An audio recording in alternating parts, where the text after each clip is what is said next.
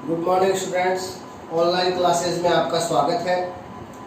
Last class में अपन कर रहे थे औद्योगिक महत्व के संगणन बहुलक, और औद्योगिक महत्व के संगणन बहुलक में अपन 4 बहुलक कर चुके हैं। संगणन बहुलक पहला नायलॉन 66, दूसरा नायलॉन 610, ये दोनों थे पॉली एमाइड। फिर किए थे अपन ने 2 पॉली एस्टर बहुलक, जिसमें एक था टेनिलिन या डेक्रोन और दूसरा था ग्लिप्टर।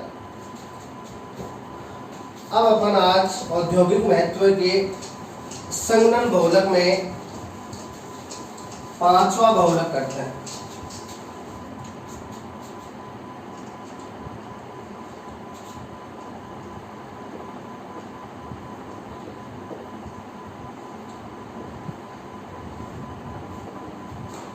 संगणन बहुलक में 5वां है नायलॉन 6। अब देखिए नायलॉन के आगे 6, यानी इसमें एकलक इकाई है वो केवल एक ही होगी, और उस एकलक में कार्बन की संख्या कितनी होगी? 6। तो देखिए नायलॉन 6 का निर्माण किस प्रकार होता है।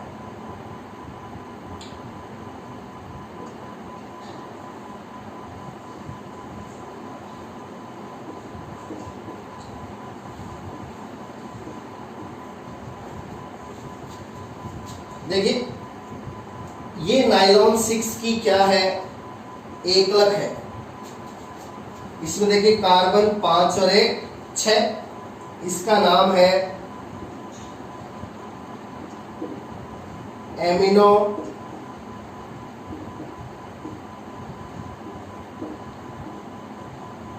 कैप्रोइक अम्ल। इसका नाम क्या है? एमिनो कैप्रोइक अम्ल नाम है इसका। अब देखिए नायलॉन 6 के निर्माण के लिए क्या होता है?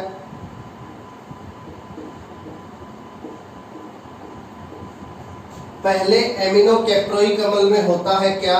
चक्रीकरण।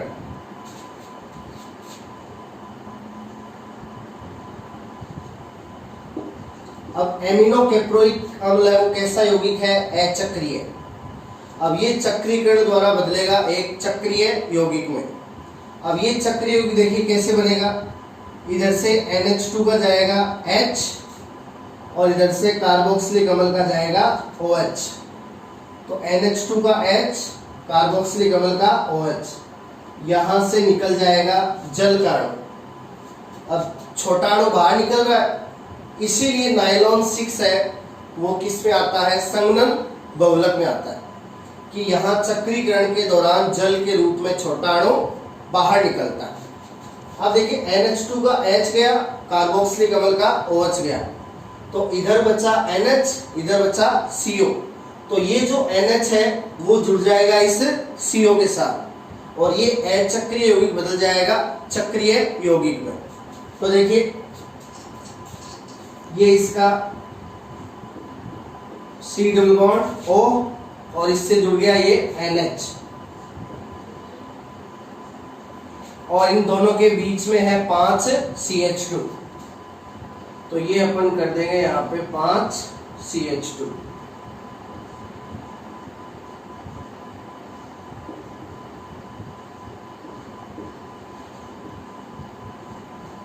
ये हो गए 5 CH2। अब ये जो चक्रीय यौगिक है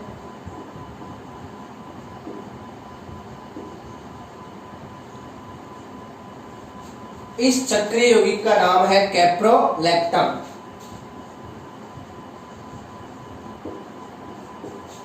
तो अपन को ऐसा भी लिखा हुआ मिलेगा कि जो नायलॉन 6 है वो किसका बहुलक होता है? कैप्रोलैक्टम का बहुलक होता है।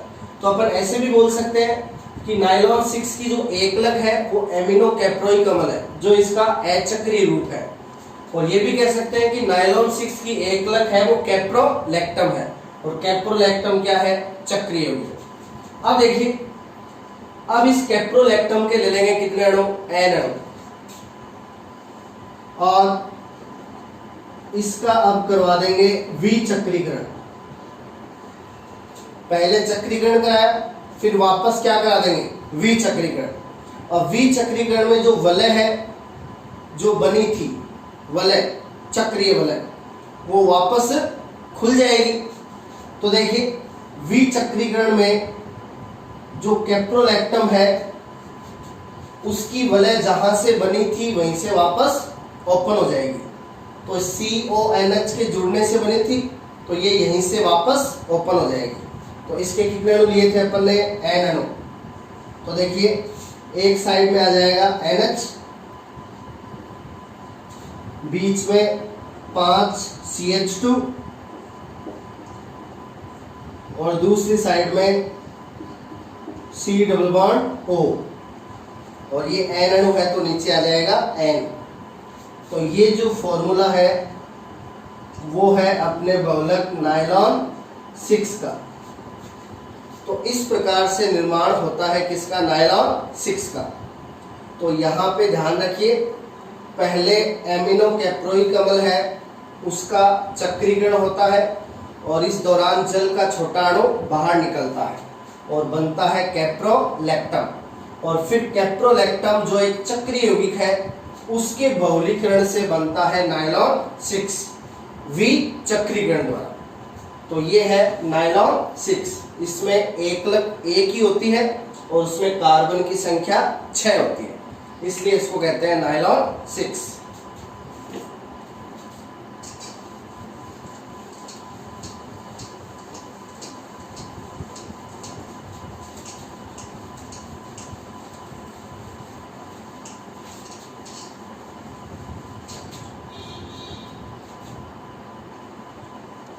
अब देखिए औद्योगिक महत्व के संघनन बहुलक में अगला है बेकेलाइट।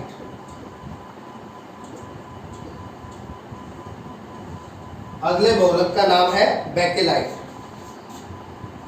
बेकेलाइट को फिनॉल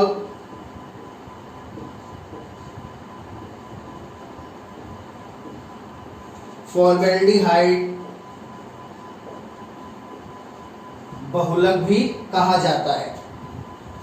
तो बेकेलाइट जो है वो इसकी एकलक इकाइयों के आधार पे, किसके आधार पे? एकलक इकाइयों के आधार पे इसका नाम होता है फिनॉल फॉर्मेल्डिहाइड बहुलक। यानी इसकी एक एकलक इकाई है वो तो होती है फिनॉल और दूसरी एकलक इकाई होती है फॉर्मेल्डिहाइड, इसलिए इसको कहते हैं फिनॉल फॉर्मेल्डिहाइड बहुलक। तो देखिए बेकेलाइट का निर्माण किस प्रकार होता है।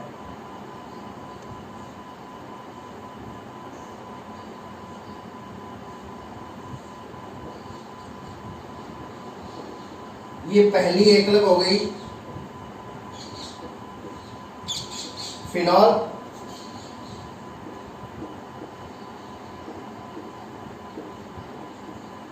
और दूसरी एकलक है फॉर्मेल्डिहाइड। तो ये हो गया फॉर्मूला फॉर्मेल्डिहाइड का।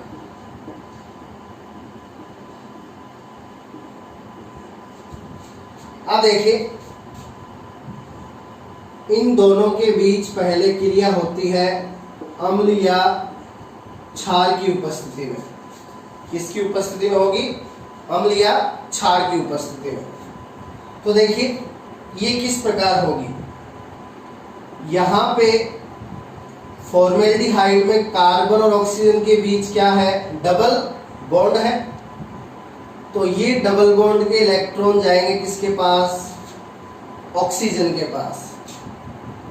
ऑक्सीजन पे आ जाएगा नेगेटिव और कार्बन पे आ जाएगा पॉजिटिव, और ये डबल बॉन्ड बदल जाएगा सिंगल बॉन्ड में।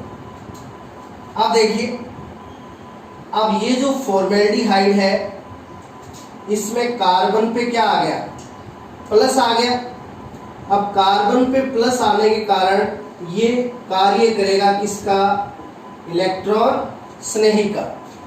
अपन जानते हैं इलेक्ट्रॉन स्नेही क्या होते हैं?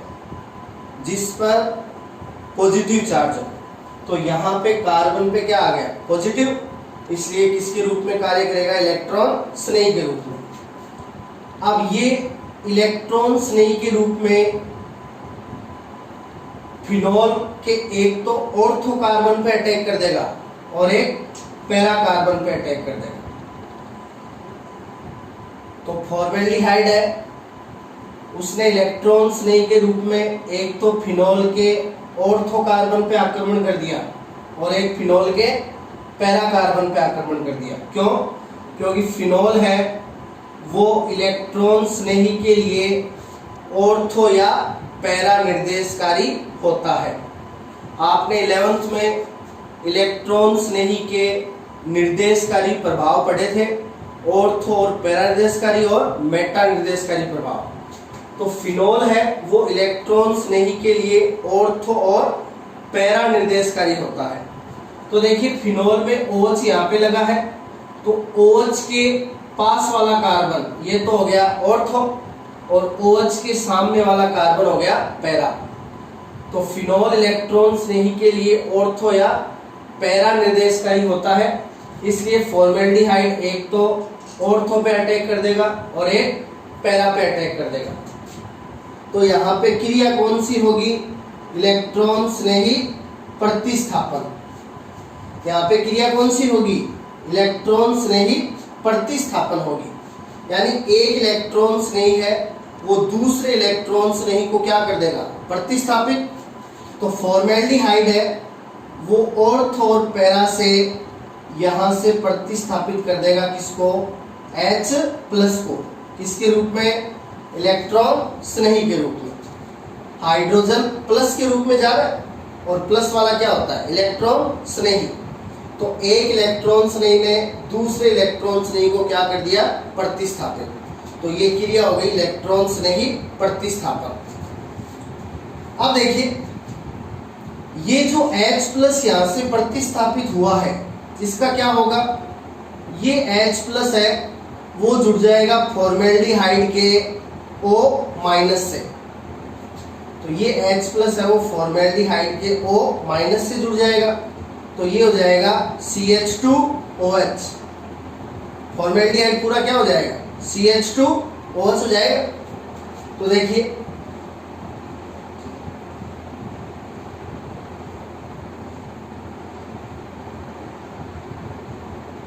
एक तो ये फिनोल के जुड़ेगा ऑर्थो से, फिनोल के ऑर्थो पे जुड़ गया CH2OH।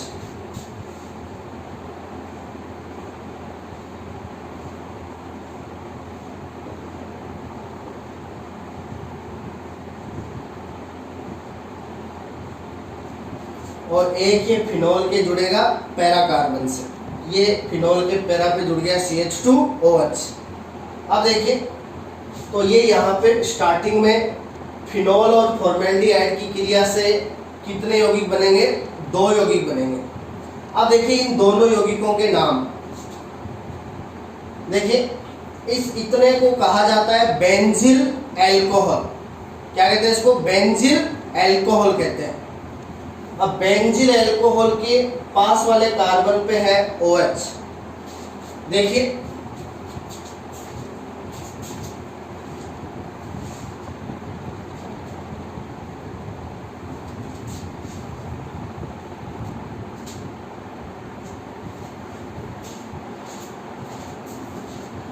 तो फिनोल और फॉर्मेल्डिहाइड की क्रिया से यहाँ पे निर्माण हो गया इन 2 यौगिकों का। अब देखिए इनके नाम पे चर्चा करते हैं अपन। देखिए 3 कंडीशंस होती है।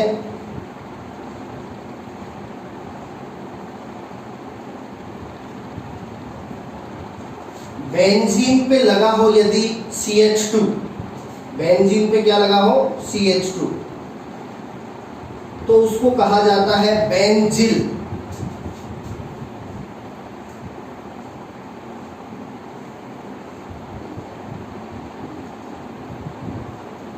यदि बेंजीन पे लगा हो CH, यदि बेंजीन पे लगा हो CH तो उसको कहा जाता है बेंजल। और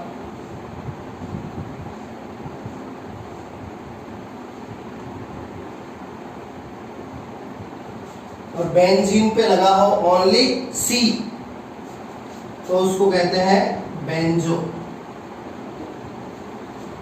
तो ये 3 कंडीशंस होती हैं, बेंजील, बेंजल, बेंजो। अब यहां पे आपको कौन सी दिखाई दे रही है? देखिए बेंजीन पे लगा है CH2, यहाँ पे भी बेंजीन पे लगा है CH2, तो यहाँ पे ये कौन सी कंडीशन है? बेंजील कंडीशन है। तो यहाँ पे बेंजील कंडीशन है।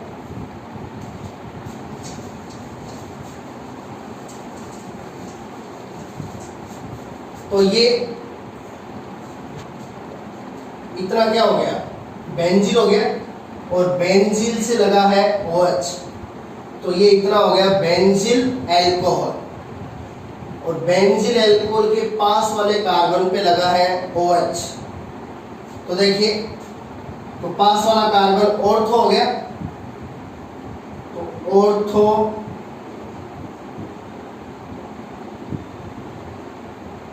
हाइड्रोक्सी बेंजील एल्कोहल, तो इसका नाम तो हो गया ऑर्थो हाइड्रोक्सी बेंजील एल्कोहल। और यहां पे देखिए, ये इतना हो गया बेंजील एल्कोहल, और इसके सामने वाले कार्बन पे है OH, पैरा कंडीशन हो गई। तो ये है पैरा हाइड्रोक्सी बेंजील एल्कोहल। तो इस प्रकार से फिनोल और फॉर्मेल्डिहाइड है वो अम्ल या क्षार की उपस्थिति में क्रिया करते हैं, कौन सी? इलेक्ट्रॉन्स नहीं, प्रतिस्थापन। और पहले दो यौगिकों का निर्माण होता है, ऑर्थो हाइड्रोक्सी बेंजील एल्कोहल और पैरा हाइड्रोक्सी बेंजील एल्कोहल। अपन को पता है OH समूह को प्रतिस्थापी के रूप में क्या कहते हैं? हाइड्रोक्सी कहते हैं। तो ऑर्थो हाइड्रोक्सी बेंजील एल्कोहल और पैरा हाइड्रोक्सी बेंजील एल्कोहल। अब देखिए, अब ये दोनों यौगिक क्या करेंगे? अब ये दोनों यौगिक एन अणु फिनॉल, एन अणु फिनॉल और एन अणु फॉर्मेल्डिहाइड। अपनी दोनों एकलक का नाम क्या था? फिनॉल और फॉर्मेल्डिहाइड। अब ये दोनों आगे एन अणु फिनॉल और एन अणु फॉर्मेल्डिहाइड से क्या करेंगे? बहुलीकरण करेंगे, और इस बहुलीकरण के दौरान यहाँ पे एन अणु निकल जाएंगे किसके बाहर? जल के। एन अणु किसके बाहर निकल जाएंगे? जल के, और अपन को प्राप्त हो जाएगा बहुलक के रूप में बेकेलाइट। अब देखिए, बेकेलाइट की संरचना, बेकेलाइट की संरचना याद करने का एक तरीका है, वो देखिए आप ध्यान से। आप क्या करोगे?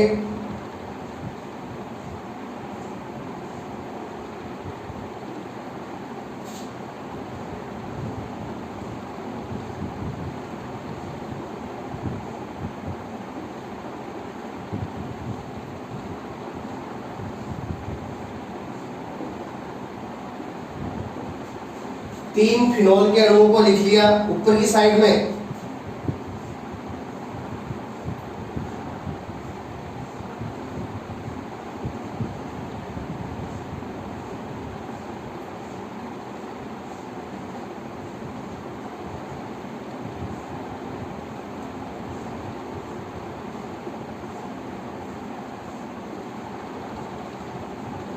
और तीन फिनोल के अणुओं को लिख लोगे नीचे की साइड में। अब देखिए, यहां पे अपन को पता है एक तो ऑर्थो पे CH2OH जुड़ा है और एक पैरा पे CH2OH जुड़ा है। तो CH2OH का जो OH है वो तो निकल जाएगा किसके रूप में? जल के रूप में। अब CH2OH से OH चला गया जल के रूप में, तो बचा क्या? CH2। तो इन फिनोल को एक तो ऑर्थो से जोड़ दो CH2 के द्वारा, और एक पैरा से जोड़ दो CH2 के द्वारा, अपन को प्राप्त हो जाएगा बेकेलाइट। तो देखिए, इसकी ऑर्थो ये रही, यहाँ पे कर दिया CH2, ये भी ऑर्थो है, यहाँ पे कर दिया CH2, इसकी ये ऑर्थो है, इसकी ये ऑर्थो कनेक्ट कर दिया CH2 से, ये इसकी ऑर्थो, ये इसकी ऑर्थो कनेक्ट कर दिया CH2 से। इसमें OH नीचे की तरफ है, तो इसका ऑर्थो कंडीशन ये वाला है, OH के पास वाला कार्बन, ये ऑर्थो है, इसको CH2 से कनेक्ट कर दिया। इधर OH इसके पास वाला कार्बन ये है, इसको CH2 से कनेक्ट कर दिया। इनको CH2 से कनेक्ट कर दिया और ये इसका ऑर्थो, ये CH2 से कनेक्ट कर दिया। तो इसके ऑर्थो को और इसके ऑर्थो को CH2 से कनेक्ट कर दिया। अब इसका बचा पैरा और इसका भी बचा पैरा।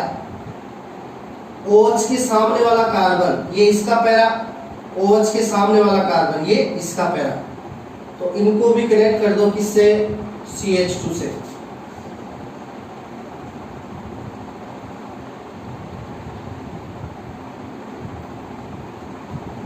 तो इस प्रकार अपन ने इन फिनोल के ऑर्थो और पैरा कंडीशन को कनेक्ट कर दिया किसके द्वारा? CH2 के द्वारा। और ये हो गए कितने? N। और ये संरचना है किसकी? बेकेलाइट की। तो इस प्रकार प्राप्त होता है बेकेलाइट बहुलक। देखिए यहाँ पे जल के अणु किस प्रकार से बाहर निकलते हैं। यहाँ पे पहले क्या था? CH2OH था, ये रहा CH2OH। तो CH2OH का चला गया क्या? OH। CH2OH का चला गया OH।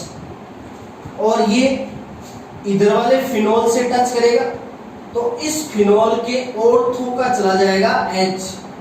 तो इधर से CH2OH का OH और इधर से H। इस प्रकार से OH और H के रूप में जल के अणु क्या निकल जाएंगे? बाहर निकल जाएंगे। ऐसा ही ऑर्थो पे होगा और ऐसा ही पैरा पे होगा। पैरा पे देखिए यहाँ पे है CH2OH, तो CH2OH का OH और इस वाले फिनोल के पैरा का H। इस प्रकार से यहाँ से जल का अणु बाहर निकल जाएगा। तो इस प्रकार यहाँ पे छोटा अणु जल बाहर निकल रहा है, इसलिए बेकेलाइट है वो कैसा बहुलक है? संघनन बहुलक है। तो ये बेकेलाइट की संरचना है। तरीका ध्यान रखना, 3 फिनोल ऊपर लिख दिए, 3 फिनोल। अपन 3 या 4 कितने भी फिनोल ले सकते हैं, ये जरूरी नहीं 3 लेने, 3 ले लो, 4 ले लो, 5 ले लो। कुछ ऊपर की तरफ सीधे और फिर उसके नीचे उल्टे। इसमें OH ऊपर की तरफ है, नीचे वालों में OH नीचे की तरफ है। ऐसे लिख करके फिर इनकी ऑर्थो और पैरा कंडीशन को जोड़ दो किसके द्वारा? CH2 के द्वारा। ये ऑर्थो को जोड़ दिया CH2 के द्वारा और ये यहाँ पे ऑर्थो को CH2 के द्वारा और दोनों की पैरा बच गई, उसको भी जोड़ दिया CH2 के द्वारा। तो ये संरचना है किसकी? बेकेलाइट की। अब देखिए ये पूरा बेकेलाइट निर्माण का मेथड है। अब बेकेलाइट निर्माण के इस पूरे मेथड को एक नाम दिया जाता है। इस अभिक्रिया का नाम है लैड्रर मेनासे अभिक्रिया। ये अपने रिएक्शन वाले जो चैप्टर पढ़ेंगे अपन, रिएक्शन वाले चैप्टर में जो एक चैप्टर है एल्कोहल, फिनोल और ईथर का, तो फिनोल वाले पोर्शन में ये अभिक्रिया वापस रिपीट होगी, क्योंकि ये अभिक्रिया किसकी है? फिनोल की है। तो फिनोल और फॉर्मेल्डिहाइड की क्रिया द्वारा बेकेलाइट का निर्माण, इस अभिक्रिया का नाम होता है लैड्रर मेनासे अभिक्रिया। तो ये एक नेम रिएक्शन है जो आगे फिर से रिपीट होगी। तो ये बेकेलाइट निर्माण का पूरा मेथड है। तो पहले यहाँ पे क्या होगा? फिनोल और फॉर्मेल्डिहाइड की अम्लीय क्षार की उपस्थिति में इलेक्ट्रॉन्स नहीं प्रतिस्थापन अभिक्रिया होगी, जिससे 2 यौगिकों का निर्माण होगा, ऑर्थो हाइड्रोक्सी बेंजील अल्कोहल और पैरा हाइड्रोक्सी बेंजील अल्कोहल। फिर ये N अणु फिनोल और N अणु फॉर्मेल्डिहाइड के साथ संघनन बहुलीकरण करेंगे, जिससे N अणु जल के बाहर निकल जाएंगे और ये निर्माण होगा किसका?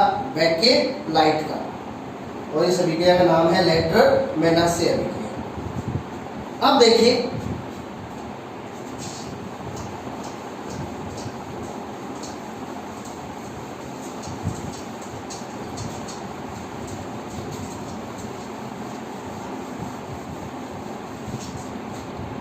बेकेलाइट निर्माण में दो परिभाषाएं और है, वो आपको ध्यान में रखनी है।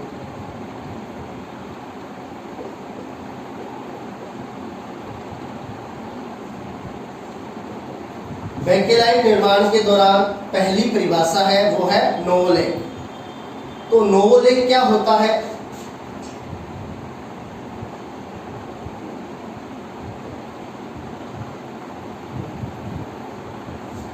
यदि बेकेलाइट निर्माण के दौरान फिनॉल तथा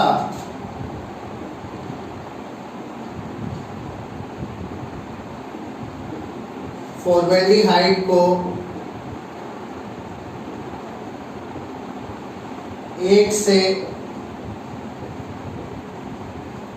कम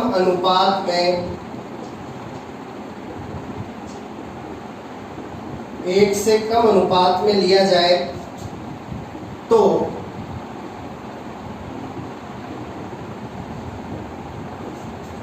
एक रेखीय उत्पाद बनता है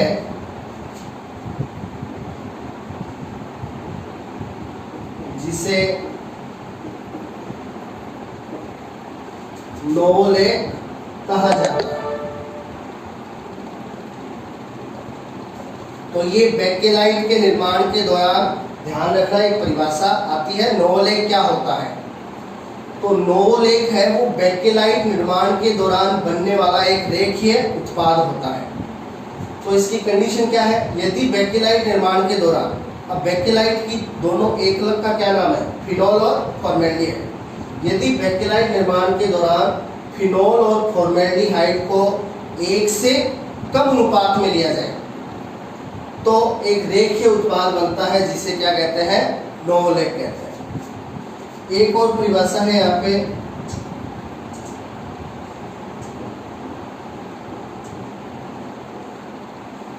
वो परिभाषा है रिसोल। नोवोलेक के बाद एक और परिभाषा है बेकेलाइट में, रिसोल। तो देखिए रिसोल की परिभाषा,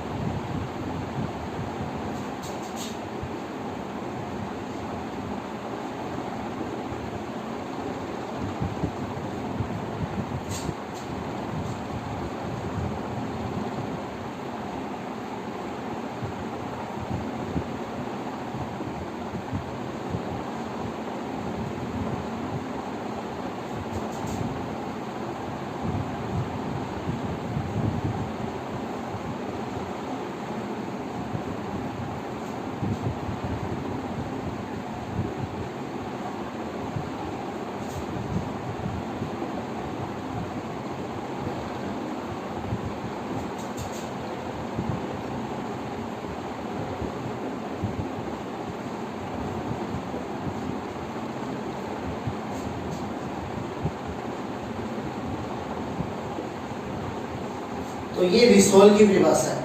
यदि बेकेलाइट निर्माण के दौरान फिनॉल तथा फॉर्मेल्डिहाइड को एक से अधिक अनुपात में लिया जाए, यहाँ पे तो दोनों को लेते हैं एक से कम अनुपात में, तब तो नोवोलेक बनता है।